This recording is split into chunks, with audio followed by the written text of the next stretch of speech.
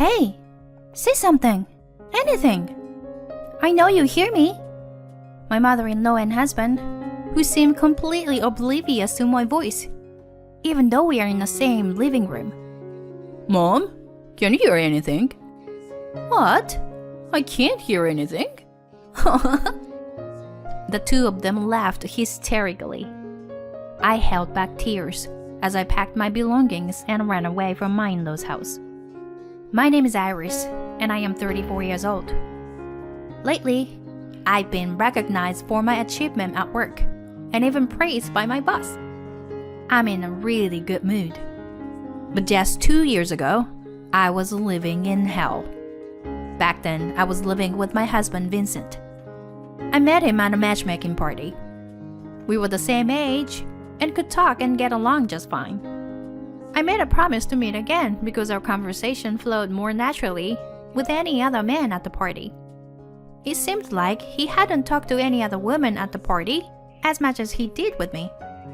I was nervous about going to those parties at first, but now I'm glad I went. I got to meet someone like you, Iris. When he said that, I couldn't help but blush like a young girl. From then on, we dated for about 6 months, and then he proposed to me. I accepted his proposal. Both Vincent and I were being pressured by our parents about getting married, so we were both positive about it. And then, about 3 months after our wedding... Sorry, Iris. I got really drunk after a party the other day. It seems like my wallet got stolen, and my card was used. My bank account is empty now. I can't afford our living expenses, so I was thinking of relying on my parents' help. Vincent said that to me while kneeling down and begging. I was truly surprised by his confession. Indeed, a few days earlier, when I couldn't reach him after the drinking party, I went to look for him. I found him sitting and sleeping in a corner of a nearby alley. He must have had his wallet stolen before I found him. Suddenly? Living with your parents? How about I contribute more to our living expenses for a while? When I suggested that, Vincent shook his head. Do you even know how much the mortgage is? There's no way you can afford it. His words struck a chord with me. Perhaps Vincent doesn't know how much I earn, I thought. But before I could correct him about my income, an unbelievable statement came out of his mouth. Besides, I've already talked to my mom about moving in, so you don't have to worry about anything. Huh? You've already talked to her? I felt like I was losing consciousness. I'm not particularly close with my mother-in-law. And it all started with her attitude when Vincent first brought me home. When she asked about my alma mater and where my parents work, my mother-in-law let out a big sigh. What? He's chosen such an ordinary woman. My mother-in-law said it loudly as if she wanted me to hear. At that time, my husband was in the kitchen, so he probably didn't hear her voice. I was shocked to hear those words and froze in place. Furthermore, my mother-in-law acted as if she knew everything about me. I'll allow the marriage, but don't drag Vincent down. She said that with a harsh gaze. It seemed like my mother-in-law didn't want to accept me as her son's wife. Living with a mother-in-law like that, my spirit felt heavy. I don't think her personality would change even if we became a family. A few years before I met Vincent, I heard that my father-in-law couldn't bear living with my mother-in-law, and they got divorced. When I asked my husband about what happened, he just said, "It was probably some stupid fight." He didn't seem to take their divorce too seriously. And shortly after we moved, my anxious feelings were proven right. When Vincent and I arrived at my in-laws' house with the movers, my mother-in-law said, "Vincent, welcome, honey. Now, go rest in the living room. I'll get some snacks and tea for you." She welcomed my husband into the living room as if he were a little child. "Hey, Can you do something about this baggage? My mother-in-law said to me coldly from the entrance. I don't understand why she treats me so badly, but I reluctantly instructed the movers on what to do with the bags and unpacked everything myself. Huh? You still haven't finished unpacking my bags?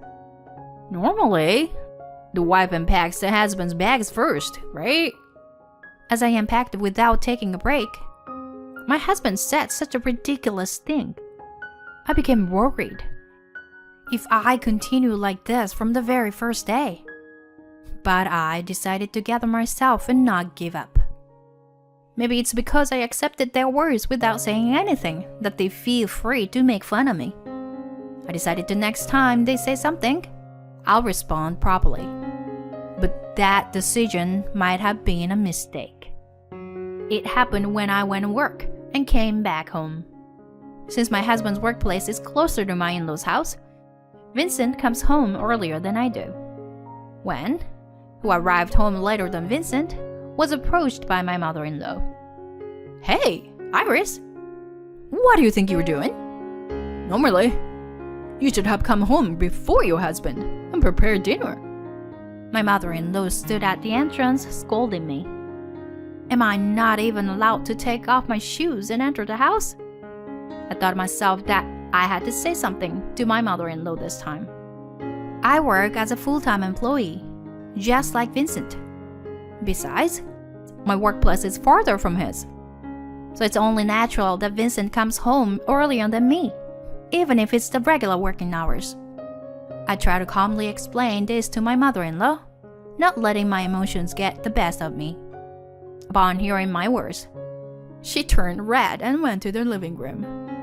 I sighed and took off my shoes before entering the house. That's when it all started. Vincent and my mother-in-law began ignoring me. Initially to the extent that it seemed like they couldn't hear my voice. But when I spoke a bit louder, both of them reacted, and we could have important conversations. However, as this continued for more than a few months, even I, with my patience, realized that something was off. Could it be that they were purposely avoiding me? I asked Vincent about it when we were alone, and he gave me an exasperated look and responded, That can't be true, right? You're just being paranoid. However, after that, the blatant disregard from my husband and mother-in-law became even more apparent. Vincent, I want to talk about our finances this month.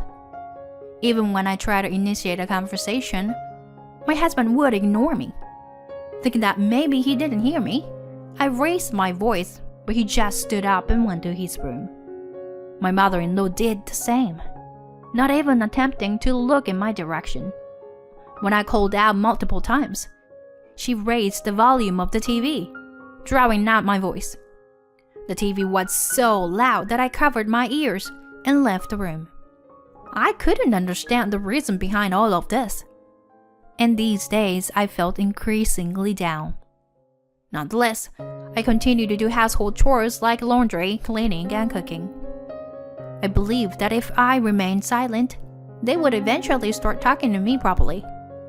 But 1 year had passed since Vincent and I moved into my in-laws' house.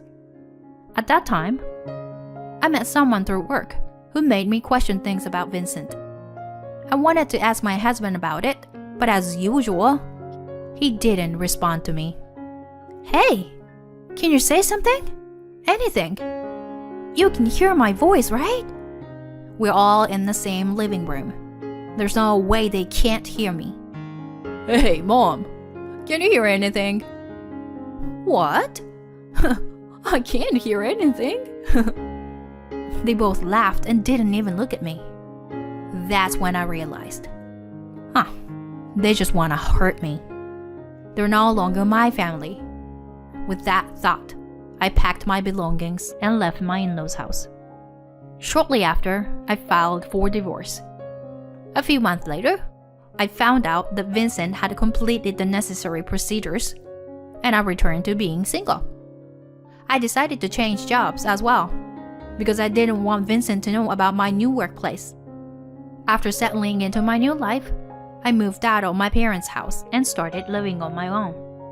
And it was during this time, at my new job, that I had a fateful encounter. I met a man named Mike for the first time at a coffee shop near the office. It all started when I picked up the loose change that fell out of his wallet. Oh, I'm sorry. Thank you very much. Saying that, he treated me the coffee I was buying.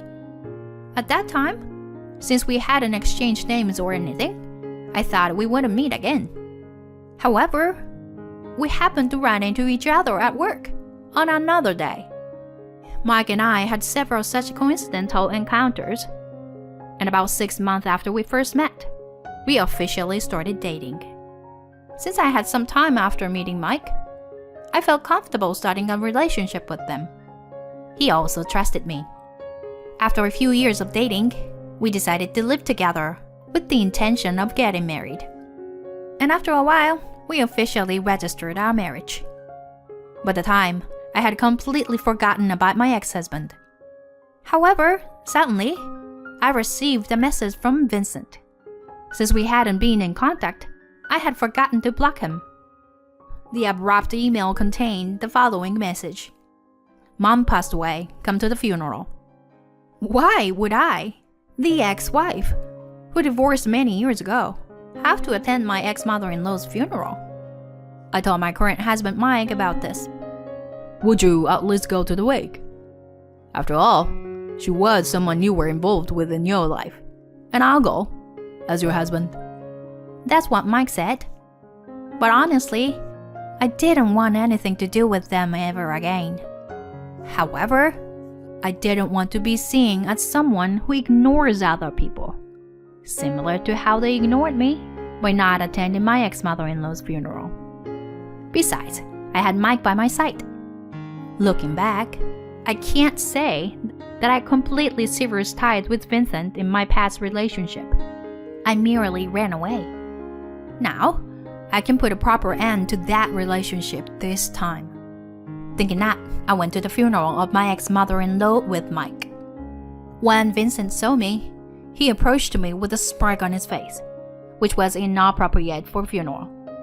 It had been years since I last saw my ex-husband, and it seemed like his face had gotten a bit rounder, perhaps due to unhealthy habits.